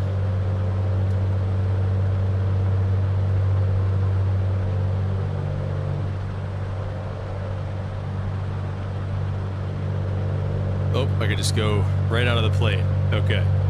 But yeah, like I said, this is, I think if we just kind of make this turn right here and we just get around this mountain, basically. And once this mountain's abeam us, we'll make this turn. So we'll just be waiting on that. DA42 could do about 1,400 foot per minute at that altitude at 92 knots. This thing doesn't have any turbochargers though, so this thing just sucks. What's crazy, DA42 motors are pretty much 2 pistons and a turbo. Yeah, exactly. But like it takes Jet A though, doesn't it? So that's crazy too. Let's go to the Discord and watch this video.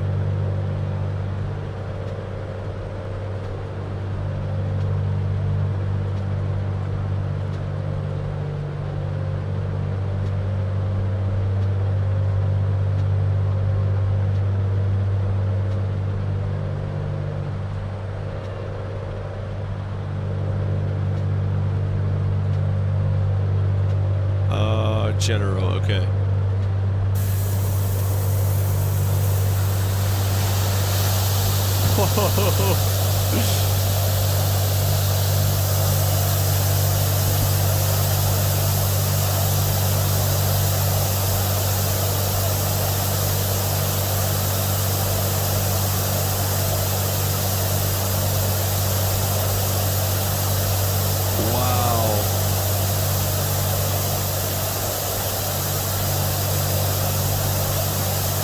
That is insane.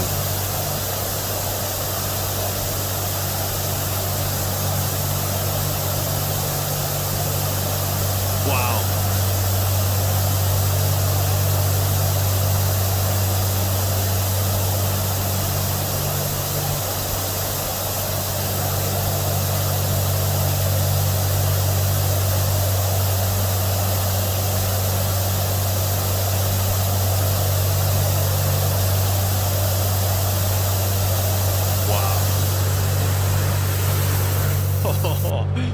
Dude, that is really freaking cool.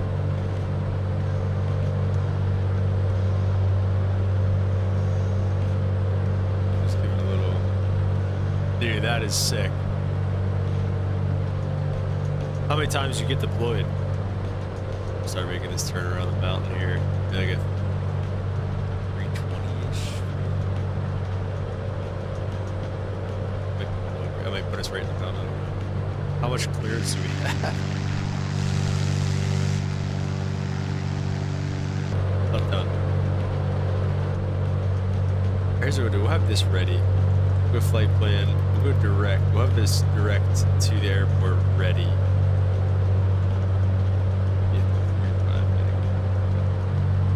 So we're close to being. We're close to being able to go direct to the airport. Honestly, we might be able to right now. Start making progress on that. That would kind of, like I said, once we come across that. Yeah, let's actually just do that. Let's just go, let's go nav mode. Direct enter to the field. I don't know. That might keep us a little close. We'll see. Only once with a couple of TDYs. Okay, nice, dude. That's still sick.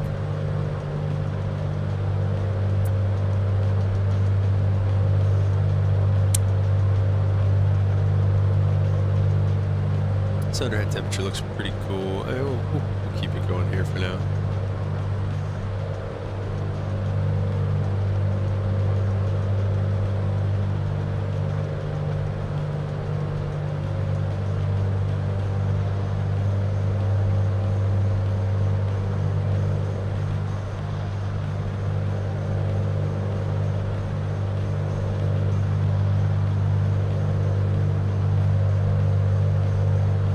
That's really cool.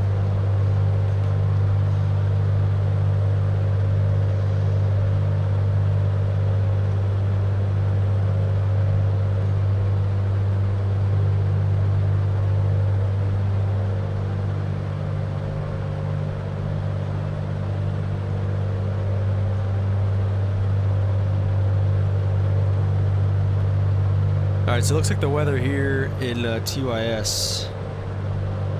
Currently we've got 37 minutes to go. We're gonna try to get down to a little bit of a lower altitude and rip it a little bit more. Because I don't think the field elevation here is still 6,000.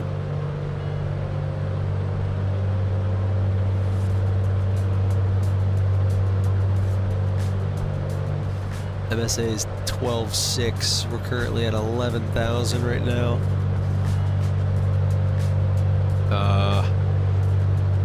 I want to drop it down to 10.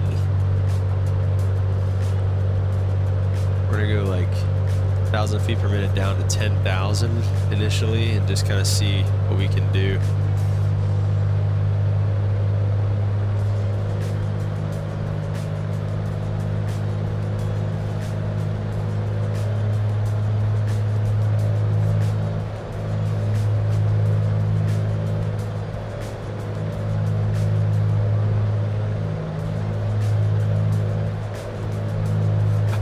ZAB 747. Sure, dude. Alright, let's see.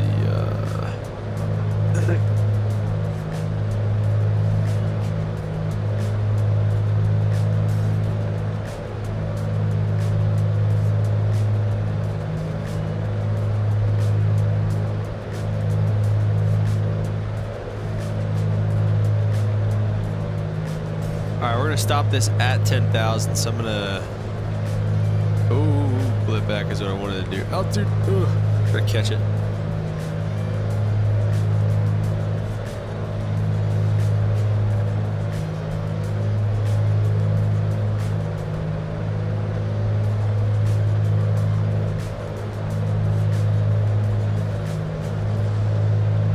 Oh, sorry, dude. I thought you were a bot. I'm not gonna lie. Hope you're doing good, bro. Hope you're doing good.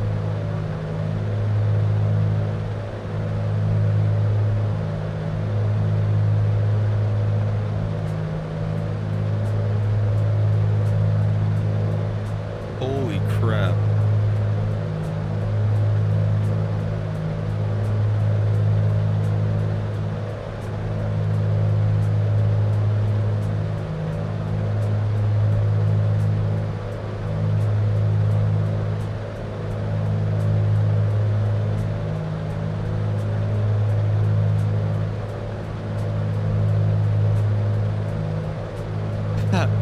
Yeah, I thought it was like one of those things where it was like, congrats, like, it's your lucky day you win $10,000.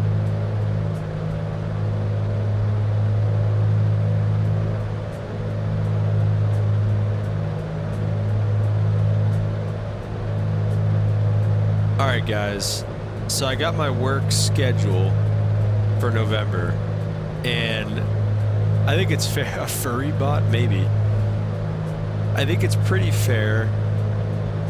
We all got about, looks like I got about 74 hours in the month of November. And my this thing here is insane. I've got, hey, go back. 1, 2, 3, 4, 5, 6, 7, 8, 9 days off in a row.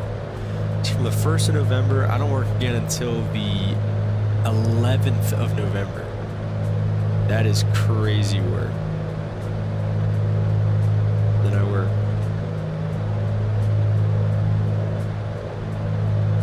I work for 1, 2, 3, 4, 5 days in a row after that.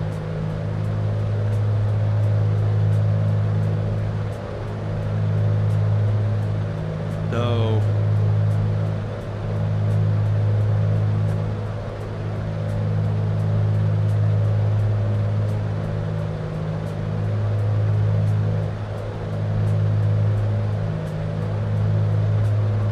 So that was the 13th, the 14th. And then the 15th is the last day for that week. And then I'm off for 2 days. So I'm back on the 18th. 2.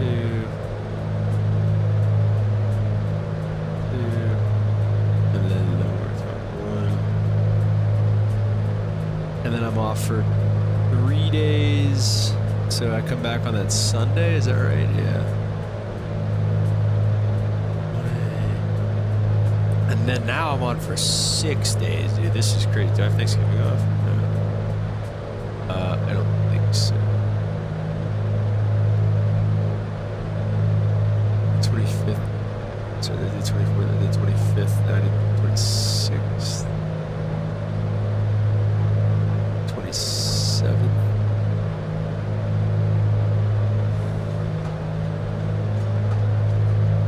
28th is Thursday.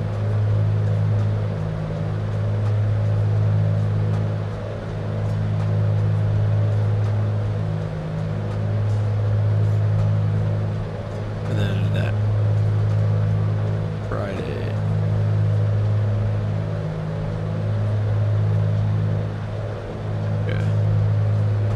Then I'm off the rest of the month. What day is Thanksgiving? Is it,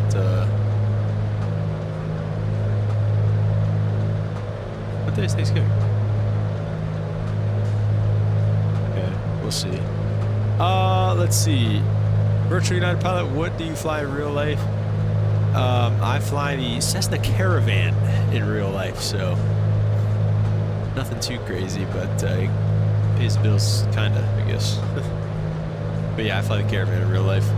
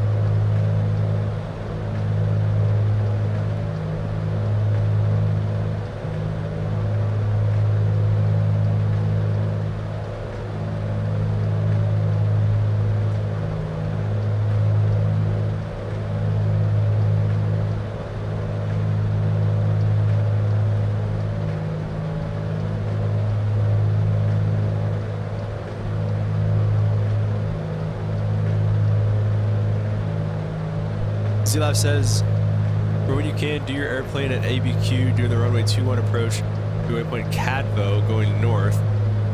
Turn on custom wind. It's an insane approach. Okay, all right, I'll try it. I like flying Albuquerque is fun to fly into. First pilot says it's nice. It's a good plane. Guess you do cargo packs for like island hopping. The company I work for does island hopping. I'm not on the Hawaii side of things, so I don't do the island hopping portion of stuff. But there is a portion of our company that does do that stuff, and yeah, but we fly passengers for the most part. So basically, we're about 20 minutes to go here. We're gonna do the RNAV approach to runway 19 because the wind is I forget, it was like 210, 230 at 10, gusting 17. So it's gonna be fun for us here. It's gonna be fun for sure. Oh my! I didn't realize the final approach fix is NASV at 11,500. That's the glide. The glide slope intercept's at 11,500. So I'll tell you what, we're definitely not going any lower than 10. He's back to 24. I guess we could probably go even lower, honestly, just make it a little quieter. It doesn't really matter.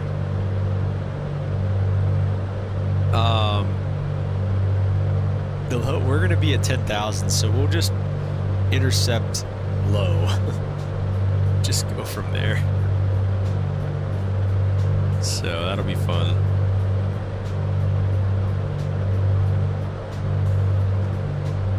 Yeah, I'm only 14, so if I did fly, I would want to fly a Cessna or a Cherokee or a small private aviation license plane. Fly for my enjoyment. Yeah, man. That's what it's all about. Just having fun. That's what I've flown, basically. Just side slip it. All right, dude. We'll side slip it.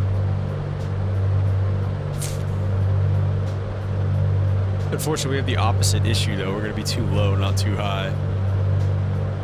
I think we bit off more than we could chew in the Seminole today, but it's all right. It was fun. It's been fun. I mean, the autopilot actually works like really well too. I'm kind of surprised. I mean, really well, maybe a bit of a stretch, but works definitely well enough.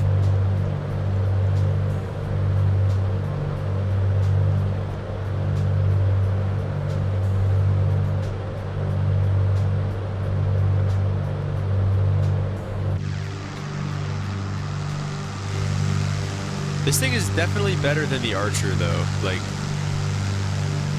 we had, I flew the Archer for before my commercial check ride on this channel a little while back, and the Archer was definitely, that was trash. So yeah, so talking about like going from one airport to New Mexico to another, explore the area, then fly back, do a couple of touch and goes for enjoyment, do some small flights here and there. Oh, okay, I see what you're saying. Yeah, we definitely don't do this a whole lot on the channel. We don't do the GA stuff, but I don't know. It's kind of fun. I kind of like this.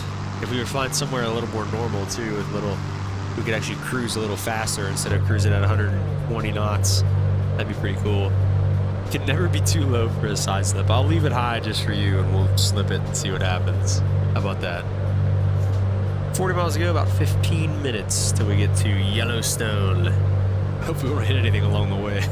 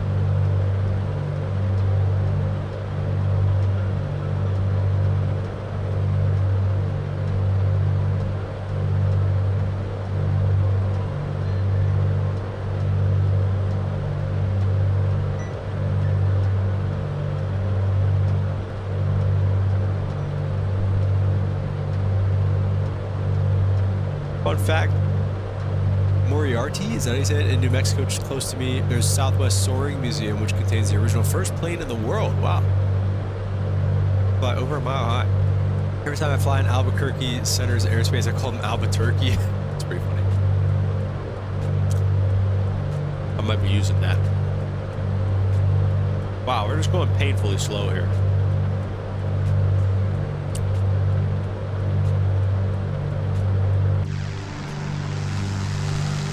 Look at us. Look at us go here.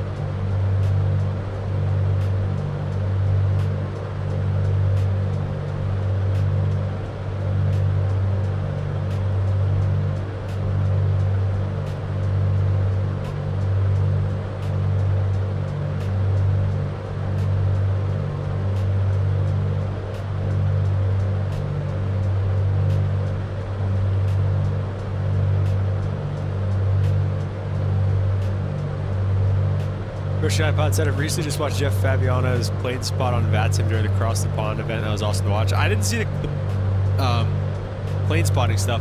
No, I'm sorry. I was muted.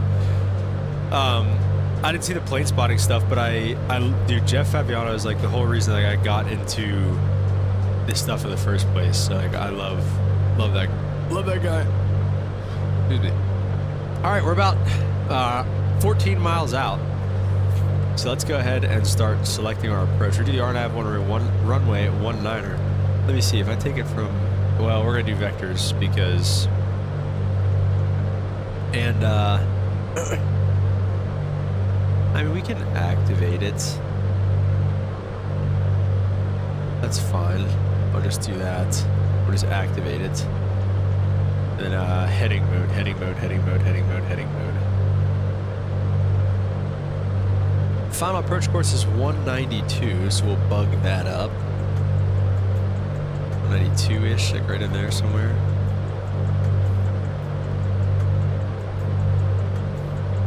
Run through the pre-landing checklist real quick. We'll get the cowl flaps closed and lights on, basically. And then the fuel pumps can come back on too here. All right. We'll probably just land flaps 10, to be honest. We'll see if we can incorporate the side slip. Yeah, I didn't even know that was a thing. I feel like that like just became a thing recently, like the plane spotting on VATSIM. Like I didn't even know that like existed.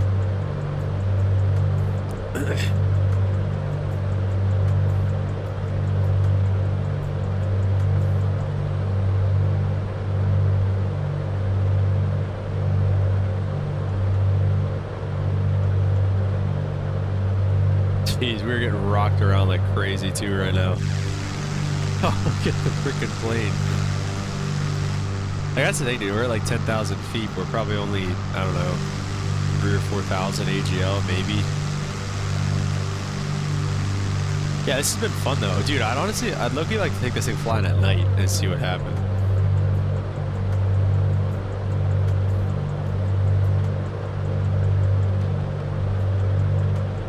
I get about 5 miles out. Once I can see the airport on here, I'll probably start my base. No, sorry, I get a phone call.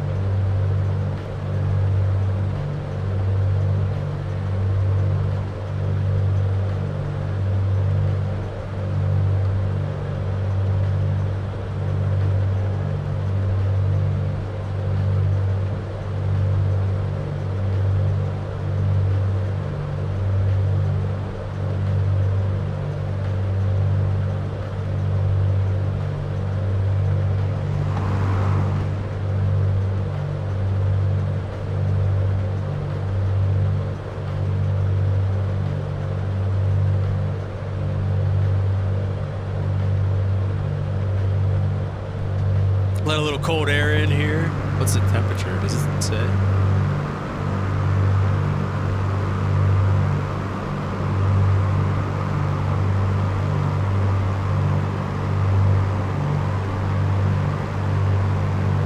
Actually not all that cold. Looks like it's about, I don't know. Yeah, it's pretty cold. Let's close that back up.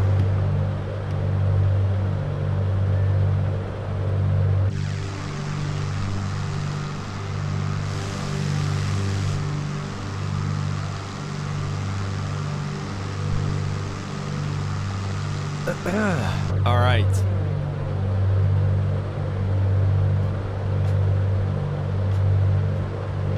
I don't know why it always does that. I don't want it to.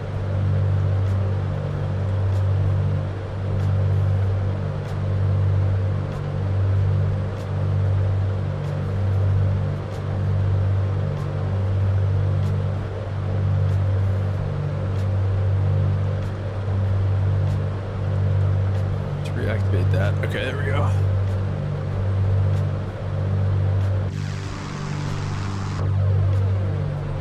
Alright, I guess we're more or less flying this like a traffic pattern at this point, so let's go ahead and go gear down under 140.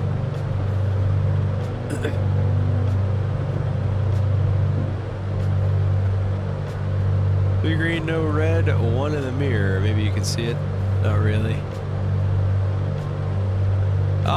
What's my favorite airport to fly to in real life? I mean, I don't know. We honestly don't really get like, we don't get to see like a lot of different places, I guess. Let's start a base turn. We want to be nice and high so we can, you know, do our thing. We don't need any flaps just yet.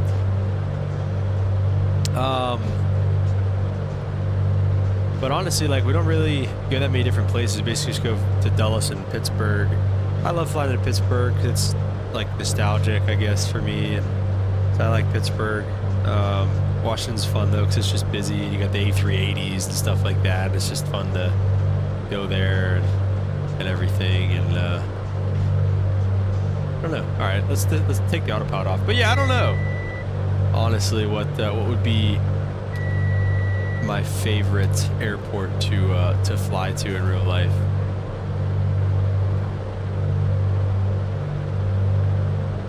All right, let's go flaps 10 now. My experience is limited, I guess, is what I'm trying to say.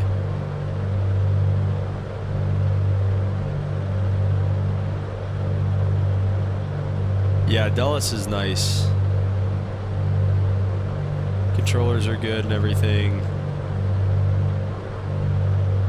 All kind of military stuff going on around there. I'm sure you know about that.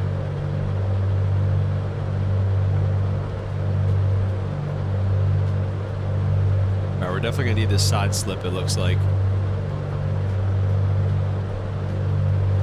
Airport elevation. Yeah, we're definitely gonna need this side slip. Airport elevation was like 6 something, and we're at like 9,000. Let's go flaps 2. Let's go idle. We'll still probably need it, I think. Make sure we're all blowing out on our ears and popping our ears.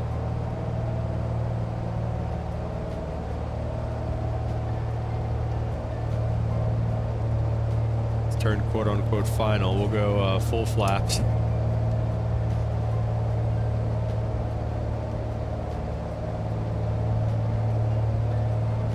This is all for you. Andrews Air Force Base is always busy. What about you? What's your favorite airport in real life? I actually kind of made this work. All right, we'll try the slip here.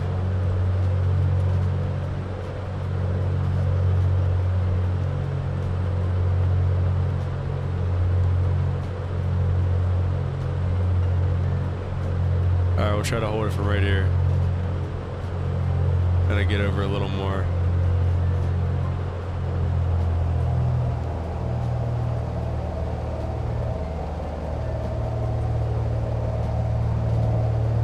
Alright, full rudder, full aileron. Oh!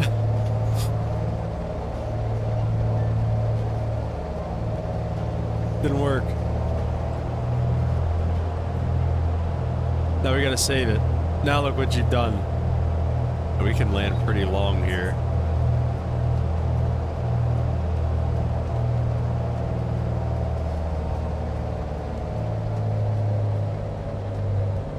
Oh! Hang on. Hang on. Hang on. Oh, definitely not butter. Did we bounce? Oh, we bounced. Oh, yeah.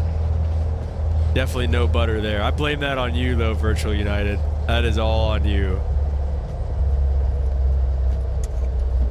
I'll get the flaps out, and we will get out of here. Welcome to Yellowstone on like the longest flight ever. This was definitely fun, though. I don't know. We might fly this thing again at some point. Do some GA flying or something. I don't know. We'll see. I like that. Go landing lights off. Fuel pumps can come off.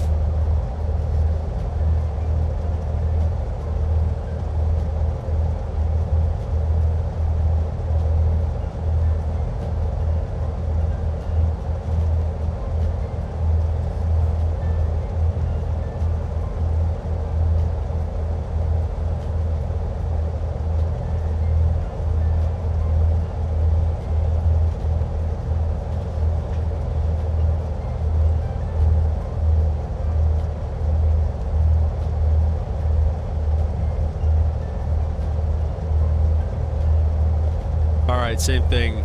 Right by the fuel truck here. Alright, let's do it. Stop there. Set the parking brake.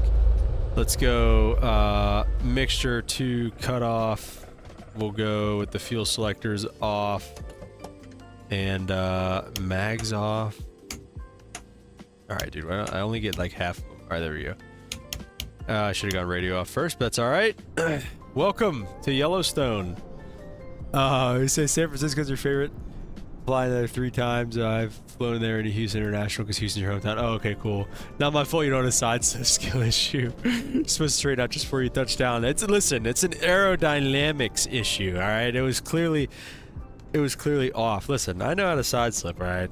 Side slipped on my P180 in my commercial check ride.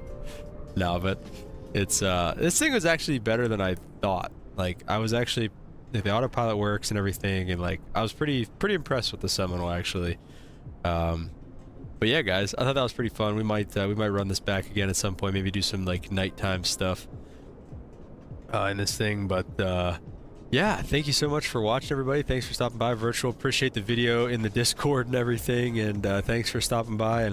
And yeah, guys, appreciate all of you as always, and we'll catch you on the next one. Peace.